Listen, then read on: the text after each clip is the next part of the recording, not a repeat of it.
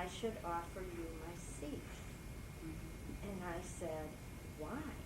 And she said, because you're older than I am.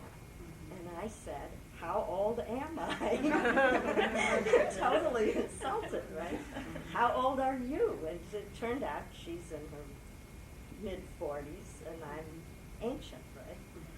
So, but she, we were coming out of such a different place. So she said to me the best thing she could say. Chinese people are taught that it doesn't matter how much older you are. If someone's older, we do this. So then I realized that I was taught someone has to be a lot older, and then you give up your seat. But not if it's a little. Well, anyway, we made that explicit, what it meant to me and what it meant to her. And we were both just fine and could talk about the weather or something or nothing. But I think that the fact that we were different wasn't long-term as important, and interpreted our exchange completely differently. Wasn't as important as being able to articulate or make explicit what it meant to each of us. Right, right. And I think that's a very helpful example of, because I was even thinking as you were saying that had you not stated explicitly what it means, you would have been left with your perception of her just because she said, I should be giving you my seat. And you my would have had a whole perception of different. myself is much older than I want to be. Right. Okay. I could actually second that idea by giving another example, which is actually out of Fortune magazine about 10 years ago, which is about the time that Fortune figured out there was money in diversity. And so we started talking about it. And when they did, they had this story, which I always like, which is very similar to what you're telling. There were two people on a production line, and the man became romantically interested in the woman who became a woman's production line. And so he gave her a gift. I don't remember what the cultures were, but in his culture, if you give a gift and the person accepts, then they're romantically interested back. In her culture, if someone offers you a gift, you must take it. And so, all different. and so by being explicit about exactly what. Now, and how can we use the concept of being explicit in mediation without being insensitive, without stepping on anyone's toes? What are questions we could ask when we get into a situation when we see that there are some cultural differences, perhaps some misunderstandings that, or some terms regarding the mediation that really need to be defined? The best tool that I use is, can you explain that to me, or can you talk? I put it on myself that I don't understand. That way it won't be offensive perhaps to the other party. And then when that person explains it, it may help the situation, but I make it like I need the explanation. I need to be explicit for me to understand. The reason behind the behavior or the comment or whatever else might be. What else? What else? How can we take the two stories that were just shared and pull something out of it that we can use in mediation by asking for explicit explanation? That might be one thing. Anything else? It's interesting because I had this experience with the same calling out my name, calling me out of my name.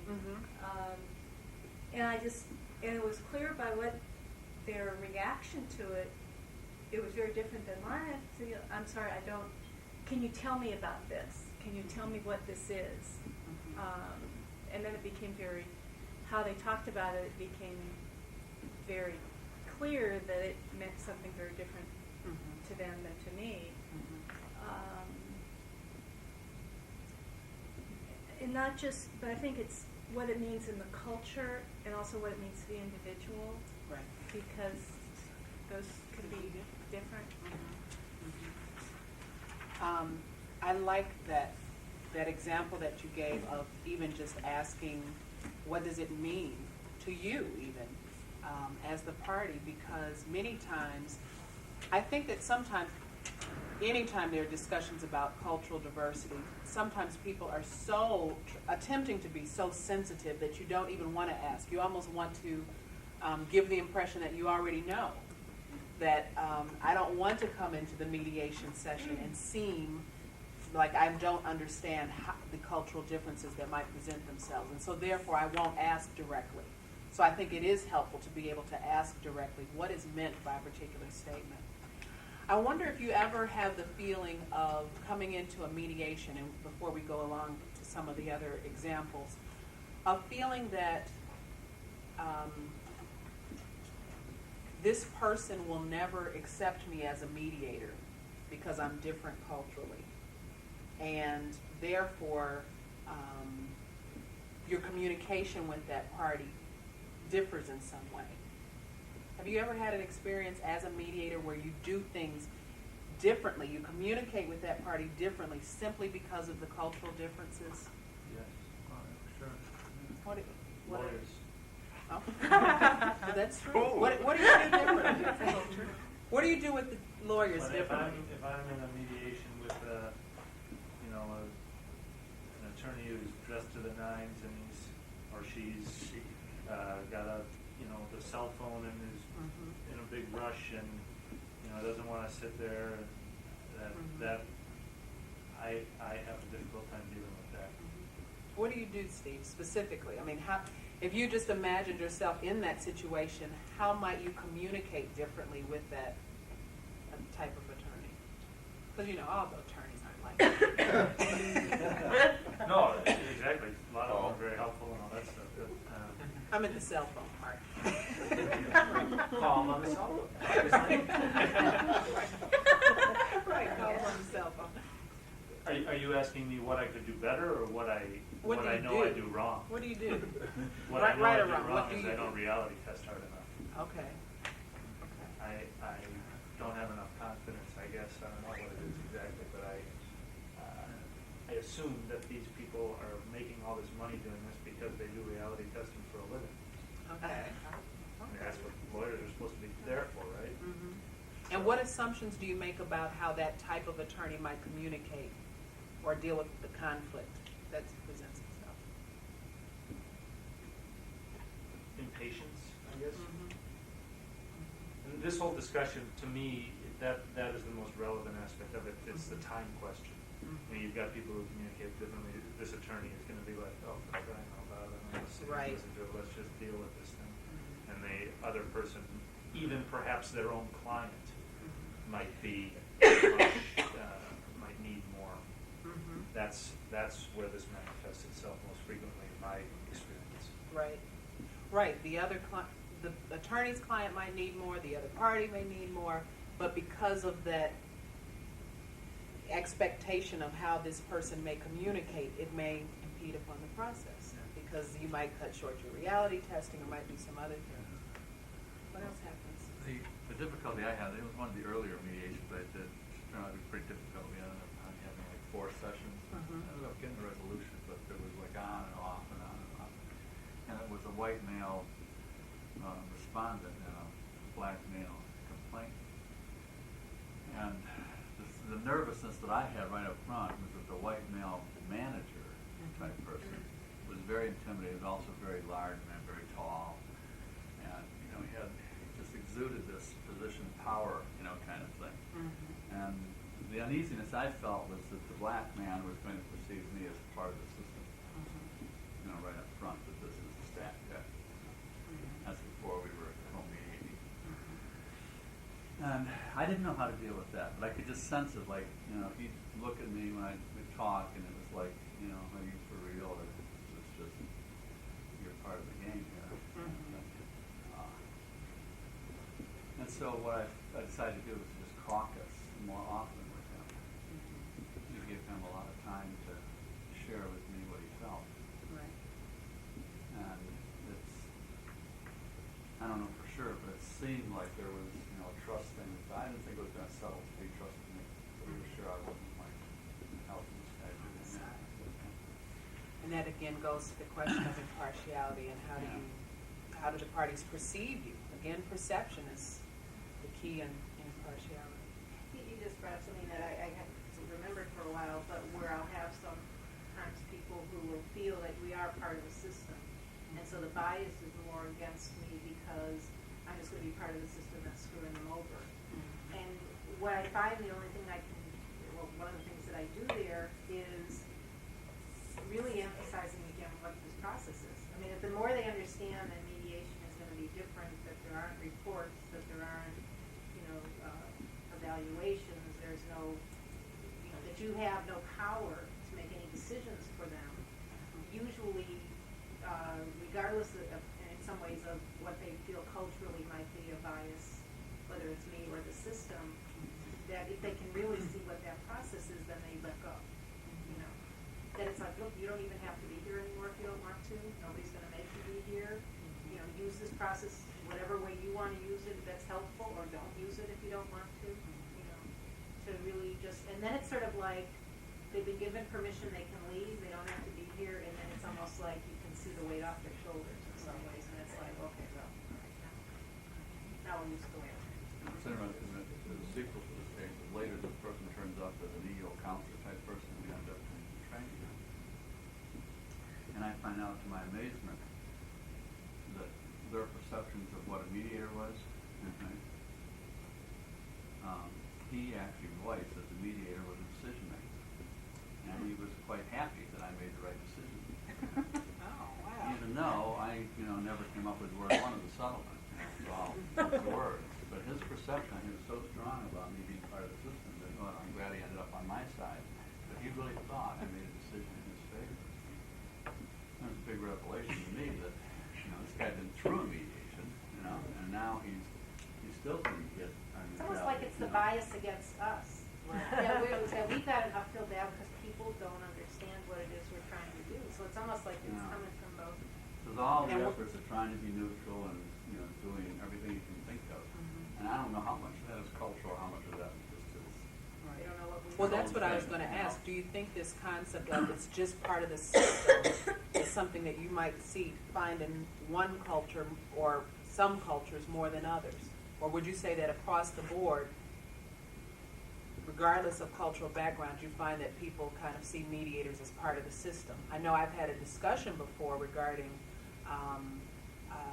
African American youth in particular, and Hispanic youth who participate in the mediation process, seeing that this is, again, part of the system, part of the juvenile court system. And I don't know, do you have any experience even from the landlord-tenant area in terms of the views of, not necessarily, of the mediator? Yeah, it's a little different. I think those are different issues. Okay. But in terms of me being part of the system, I have found that both landlords and tenants, when they know who I am, when I'm identified to them, are equally open to what's going on. To the point where they both might have one of my books that they brought to court with them, and they're both signing and quoting it. And I guess I'm right for both of them. Okay.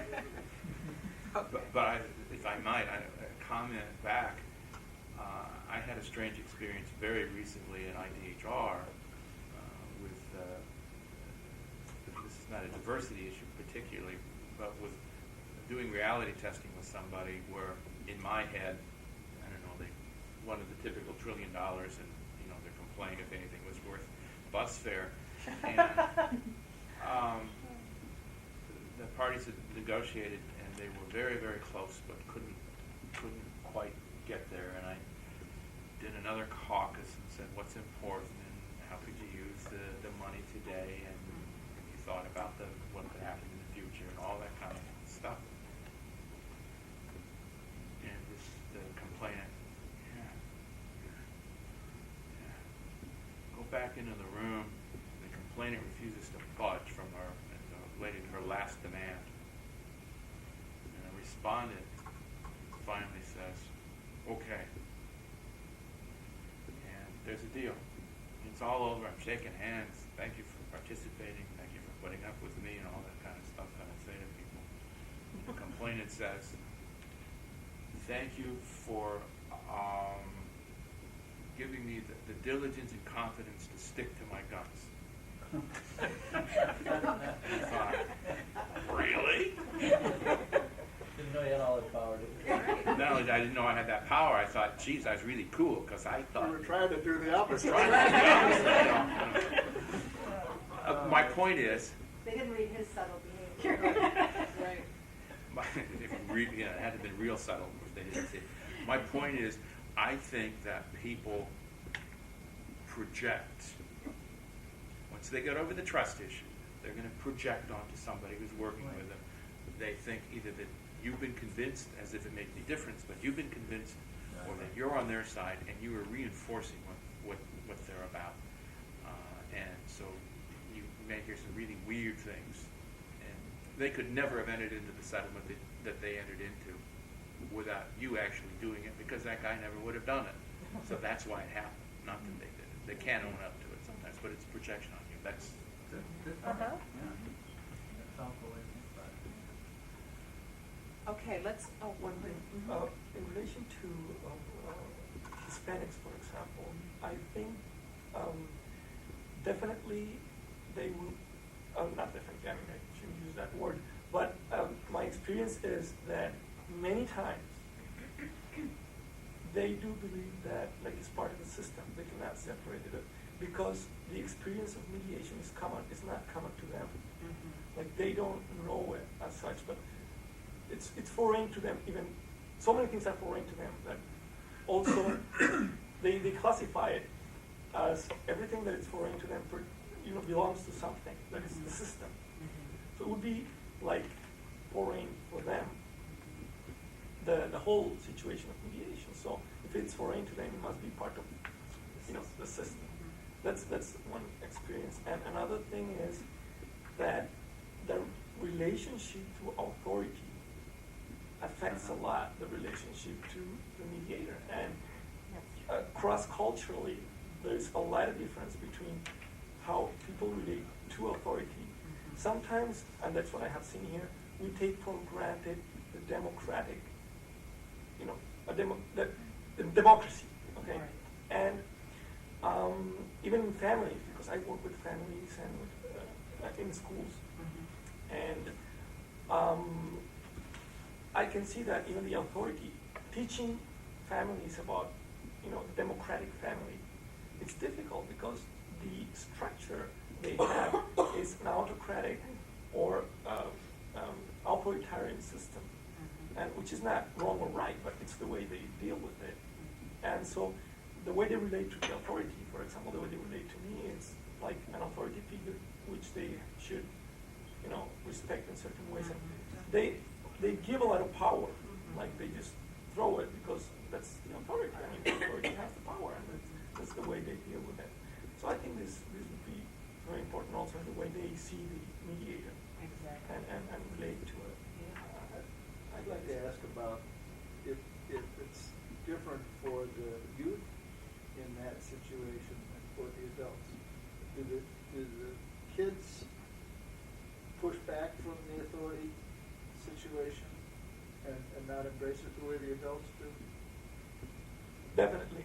I think my observation is that it happens because like age is a difference, and youth tend to be more passive in relation to authority because of their age, like they are supposed to behave in a certain way towards an adult, right? And but also the adult, depending on his relationship to authority, would also become passive, like a youth. Or the youth, depending on his behavior, could also be aggressive or reactive to that authority. But the relation to authority is again the same. It's a very powerful figure to which you can bow or react against. But it's very powerful. And that's how it's. So then, would Hispanics generally, would it be fair to say, or would you not say that Hispanics would generally be more deferring to the mediator and not see them as neutral?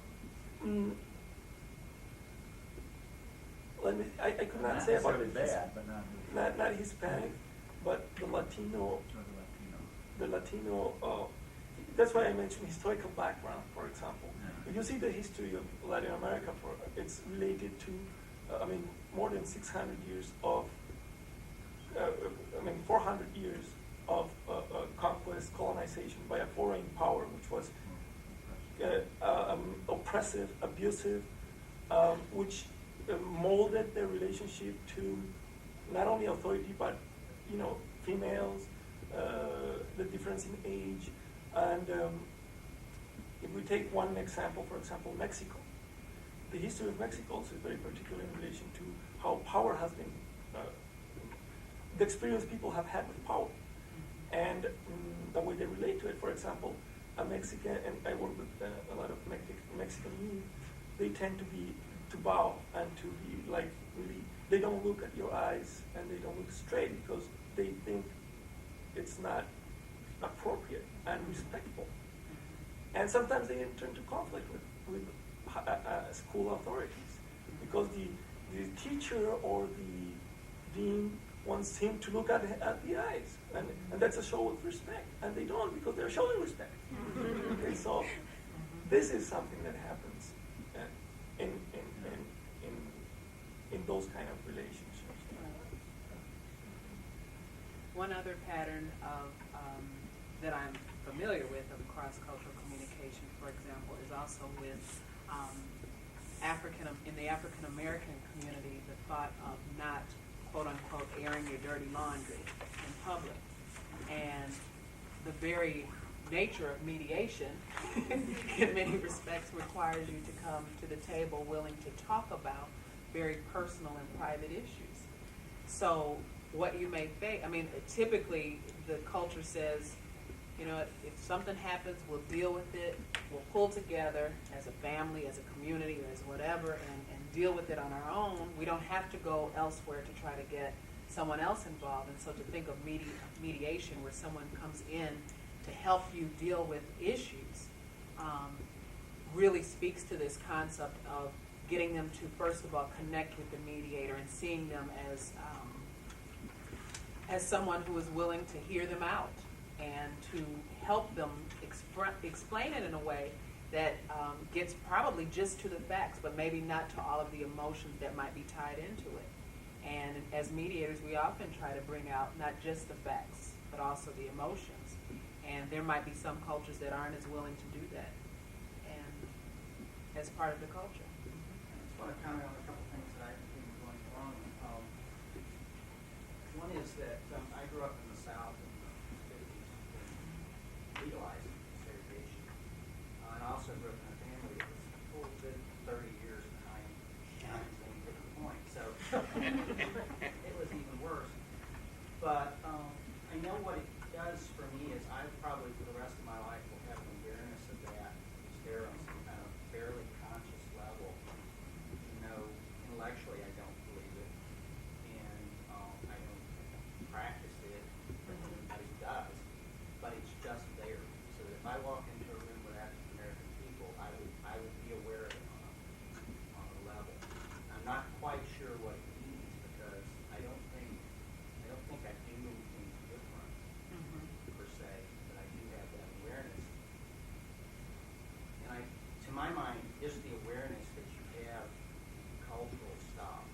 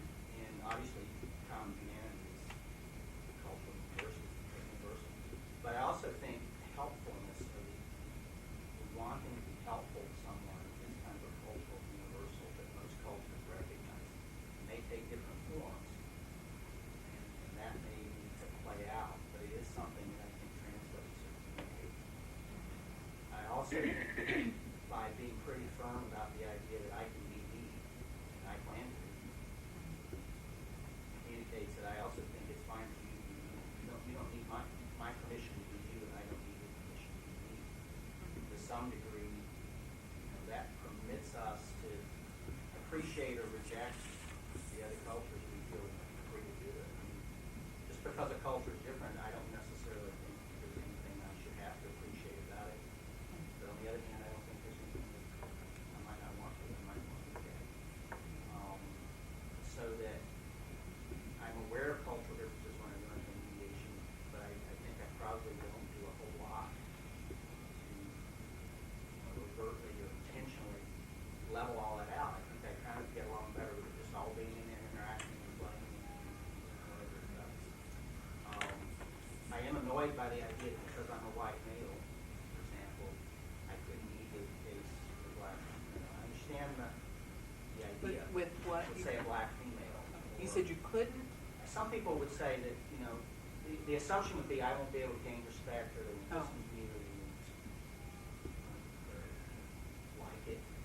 I get really annoyed by that because I think with any kind of cultural difference or even within the same culture, we're pretty much limited to the idea that, I can't know what it's like to be you, you can't know what it's like to be me, but to the extent that you can tell me and I can listen to you, I can know that little bit. That's all I really work for. I don't have much work to get beyond. I was wondering as you made your comment whether or not, this may be one of my own biases, but I wondered if you were the mediator, white male on one side, or even white female for that example, for that case, and a minority on the other side, could they really be themselves? I mean, could they really communicate in the way that they prefer to communicate culturally? Could they really say what they want to say without feeling that there are some sort of ramifications somehow based upon their experience? Is your question whether they could or whether they would?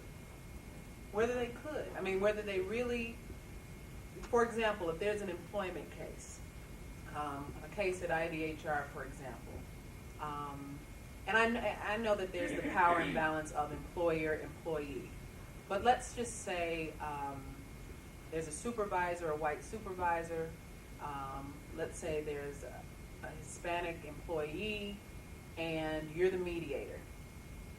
And the person has not been terminated. This is a workplace dispute, something that's going on right now. And I know that there's the issue of, well, can anybody say what they need to in front of their supervisor? But would the person who perhaps has a tradition of feeling voiceless in many respects feel that in this context, now I can really just be myself, say what I want to say, because this mediator is here helping the process be safe for me to do so? I mean, I pose that as a question of something to think about. So let me go here, and then I know you had a comment, and then we'll go around that way. So did you want to? Did I want a response? Yeah, I do. And I think that my best guess is, from my speaking out of my experience, is that probably initially when we sit down in the room, they probably don't. Mm-hmm. They probably feel that